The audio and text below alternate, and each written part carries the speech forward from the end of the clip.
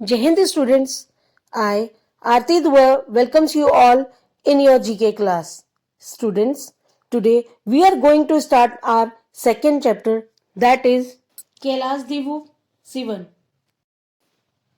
Kailas, uh, Kailas Divu Sivan, a 62 years old rocket scientist from Tamil Nadu, became the chief of ISRO in January 2018 after taking over from AS Kiran Kumar.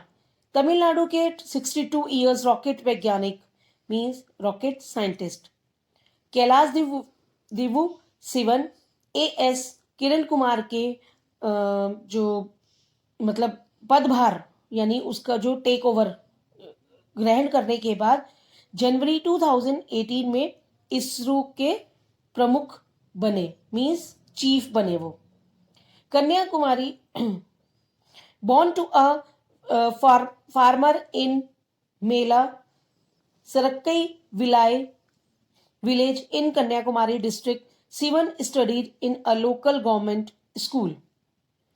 Sivan graduated from Madras Institute of Technology in Aeronautical Engineering in 1980 and completed Master of Engineering in Aerospace Engineering from IISc Bangalore in 1982.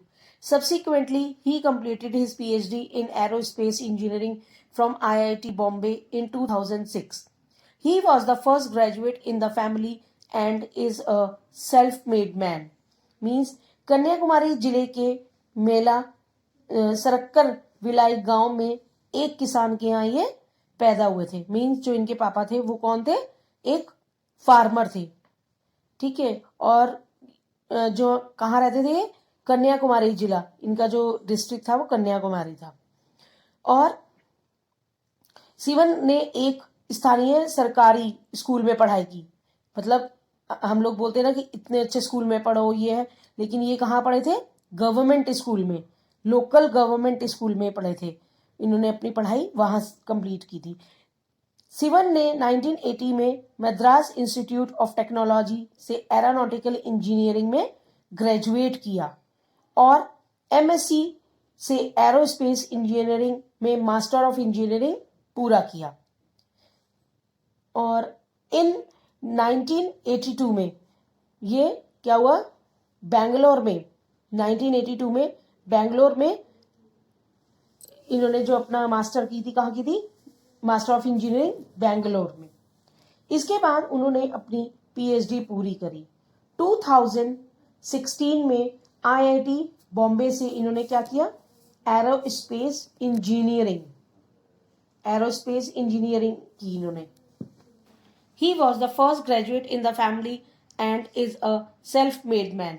Means वे पहले स्नातक थे जो परिवार मतलब वो परिवार के पहले स्नातक मीन्स ग्रेजुएट थे और सेल्फ मेड मैन थे मीन्स वो अपने आप ही उठने वाले अपने आप ही पढ़ने वाले निकलने वाले अपनी फैमिली में से बंदे थे और he is a self made man Sivan joined ISRO in 1982. He has been a part of many projects, including the Polar Satellite Launch Vehicle project. His contribution to the project were significant as he helped in the planning, designing, integration, and analysis of the mission. During his 3-decade-long career, Sivan has been a part of many prestigious missions, including GSLV, PSLV, GSLV, MK3rd, apart from being a project director of GSLV rocket. Means Sivan जो थे 1982 में इसरो में शामिल हुए थे means उन्होंने उसको join किया था वह पोलर सैटेलाइट लॉन्च व्हीकल के जो प्रोजेक्ट था उसके साथ कई प्रोजेक्ट्स में उन्होंने पार्टिसिपेट किया या ये कह सकते हैं कि इन्होंने मतलब उसमें उनकी हेल्प की सब लोगों की और इस तरीके के जो प्रोजेक्ट थे उनमें उनका बहुत ही महत्वपूर्ण क्या था योगदान रहा मीन्स उन्होंने उनकी सबकी हेल्प की और एक उस चीज का पार्ट बने ठीक है और During his 3-decade-long career, Sivan has been a part of many prestigious missions, including GSLV, PSLV, GSLV, MK3. Apart from being a project director of GSLV rocket, means ये जो सारी जो मैंने अभी नाम पढ़े हैं डिजाइन इन प्रोजेक्ट्स में उनका महत्वपूर्ण योगदान रहा और उन्होंने कोई भी जो मिशन था जितनी ये सब मिशंस थे इंक्लूडिंग डिजाइनिंग और मतलब इन सब का डिजाइनिंग इंटीग्रेशन एनालिसिस ये सब में इन वाले प्रोजेक्ट्स में उन्होंने उसकी मदद की और अपने 3 डिकेड्स के लंबे करियर के दौरान सिवन GSLV, PSLV और ये MK3 जो भी था ये सहित सभी प्रतिष्ठित मिशन का हिस्सा रहे हैं वो लोग।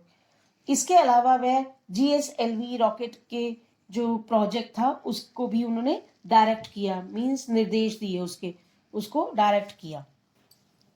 Sivan has been awarded many times for his contribution in the field of space research, including Shri Hari Om Ashram Prerit Dr. Vikram Sarabhai Research Award in 1999, ISRO Merit Award in 2007, and Dr. Biren Roy Space Science Award in 2011. Sivan को अंतरिक्ष अनुसंधान क्या किसको कहते हैं space research के क्षेत्र में उनका बहुत ही योगदान रहा है और उसके लिए उनको बहुत बार अवॉर्डेड किया गया, मींस सम्मानित किया गया। उनको बहुत सारे अवार्ड्स मिले। कौन कौन से? जिनमें श्री हरि ओम आश्रम प्रेरित doctor Vikram Sarabhai research award in 1999, ISRO Merit Award in 2007 and doctor Biren Roy space science award in 2011। ये जो सारे अवार्ड्स हैं ये उनको मिले। Apart from being the ISRO chairman, Sivan was also appointed as the Secretary Department of Space and Chair of the Space Commission। Biren Roy space science award शामिल है। ISRO अध्यक्ष के अलावा मीन्स इसके चेयरमैन के अलावा वो क्या था, सिवन को स्पेस डिपार्टमेंट के चेयरमैन के रूप में और अंतरिक्ष मींस स्पेस आयोग के अध्यक्ष के रूप में भी उनको नियुक्त किया गया, यानी उनको ये जो पोस्ट थी वो उनको दी गई। During his tenure as ISRO chairman he oversaw 2 key missions, Chandrayaan 2 and the developmental flight of the geosynchronous satellite launch vehicle GSLV MK3। Means इस कार्यकाल मीन्स इस काम के जो उसका दौरान था, इस कार्यकाल के दौरान उन्होंने अपने इम्पोर्टेंट मिशन चंद्रयान 2 का विकास किया और जियोसिंक्रोनस सैटेलाइट को लॉन्च किया। Siwan, who is known for his contribution in the development of cryogenic engines, was earlier the director of Vikram Sarabhai Space Center. Not many may have heard about him before the Chandrayaan 2 moon mission came under the spotlight. The Chandrayaan 2 mission, apart from the landing glitch, has been carried out perfectly and will help India collect heaps of data on the moon. Around 95% of mission has been successfully carried out under Sivan's leadership. Means Siwan जो development जो विकास cryogenic engine में अपने योगदान के जाते हैं। पहले Vikram Sarabhai space centre के निर्देशक थे। कौन थे? डायरेक्टर थे, मीन्स निर्देशक थे।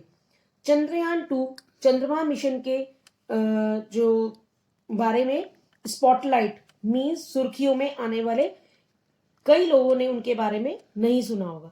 चंद्रयान 2 मिशन जब लैंडिंग गड़बड़ के अलावा उसमें कोई भी प्रॉब्लम नहीं हुई थी, पूरी तरह से किया गया है और इससे भारत को चंद्रमा पर ढेर सारा डाटा इकट्ठा करने में उसे चंद्रयान 2 से मदद मिली। सिवन के नेतृत्व में लगभग 95% जो मिशन था वो सक्सेसफुल हुआ, यानी उनके गाइडेंस में ये काम हुआ चंद्रयान-2, और उसमें 95% का जो मिशन था वो सफलतापूर्वक किया गया।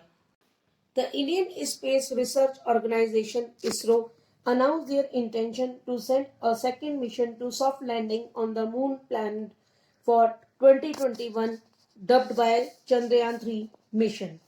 Means Chandrayaan-3 जो है वो भारत का 2021 तक चंद्रमा पर सॉफ्ट लैंड, यानी ये प्लान किया जा रहा है क्या कि सॉफ्ट लैंडिंग जहां पे हो उसको वहां पे चंद्रयान को वहां पे भेजा जा रहा है। इस टाइप की प्लानिंग चल रही है और प्रयास चल रहा है।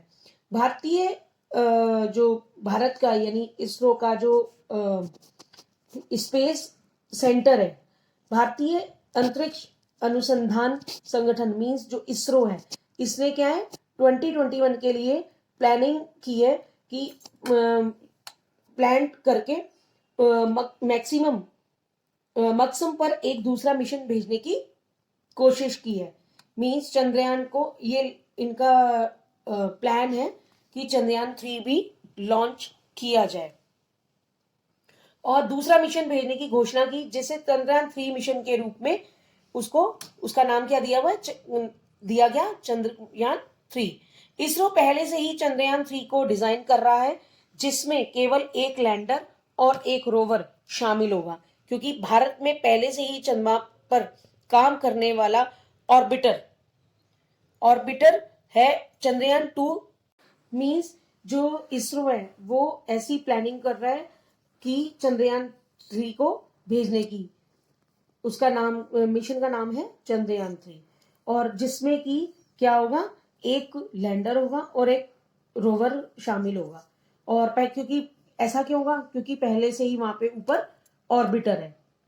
Okay, yes student, here your explanation of this chapter is completed. Now look at the on the screen. Now I am giving you a biography of Kailash Divu Sivan. ठीक है, इनकी मैं आपको बायोग्राफी दे रही हूँ। Look at the picture. Kailash Savadivu Sivan is an Indian space scientist. He is serving as a chairperson of the ISRO. He is well known for his contribution to the development of cryogenic engines for India's space program. And after that, I have given you born time, family, about his education, about the books and awards. Okay, this is the summary of your chapter. I have explained the chapter and now I have given you summary of the chapter. So read it carefully and try to learn it. How he is success in his life, you can say in life, in education and all that, his achievements. Okay, after that you have to complete your question answers. I have given you some question answers related to this chapter. You have to complete this question answer of this chapter in your GK copy. Okay, that's all for today. Thank you and have a nice day.